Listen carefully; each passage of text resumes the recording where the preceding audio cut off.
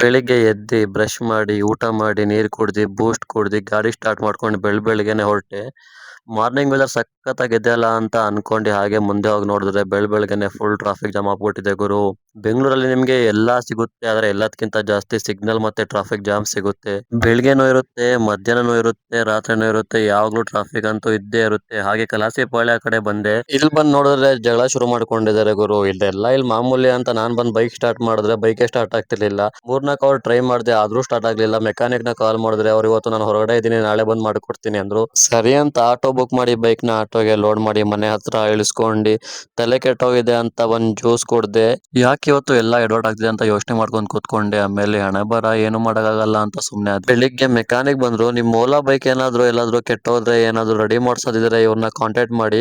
ಬೆಂಗಳೂರಲ್ಲಿ ಯಾವ್ದೇ ಲೊಕೇಶನ್ ಇರ್ಲಿ, ನೀವ್ ಹೇಳೋ ಲೊಕೇಶನ್ ಗೆ ಇವರೇ ಬಂದು ರೆಡಿ ಮಾಡ್ಕೊಡ್ತಾರೆ. ಏನೋ ಮಷೀನ್ ಅಲ್ಲಿ ವೈರ್ ಹಾಕಿ ಏನೋ ಮಾಡಿದ್ರು, ಆನ್ ಆಗ್ತಾ ಆಗ್ತಾ ಮತ್ತೆ ಆಫ್ ಆಯ್ತು. ಬೇರೆ ಪ್ರಾಬ್ಲಮ್ ಇದೆ ಅಂತ ಚೆಕ್ ಮಾಡಿದ್ರೆ ಇಲ್ಲಿ ನೋಡಿದ್ರೆ ವೈರೇ ಕಟ್ ಆಗಿತ್ತು. ವೈರ್ ಜಾಯಿಂಟ್ ಮಾಡಿಸಿ ಸ್ವಲ್ಪ ಚಿಕ್ಕ ಪುಟ್ಟ ಕೆಲಸ ಆಯ್ತು, ಆ ಕೆಲಸನೂ ಮಾಡಿಸ್ಕೊಂಡೆ. ಫೈನಲಿ ಬೈಕ್ ಸ್ಟಾರ್ಟ್ ಆಯ್ತು. ನಿಮ್ ಜೊತೆನೂ ಈ ತರ ಯಾವಾಗ್ಲಾದ್ರೂ ಆಗಿದ್ರೆ ಕಮೆಂಟ್ ಮಾಡಿ ಪ್ಲೀಸ್. ನನ್ನ ವಿಡಿಯೋನ ಲೈಕ್ ಮಾಡಿ, ನನ್ನ ಯೂಟ್ಯೂಬ್ ಚಾನಲ್ ನ ಸಬ್ಸ್ಕ್ರೈಬ್ ಮಾಡಿ. Thank you.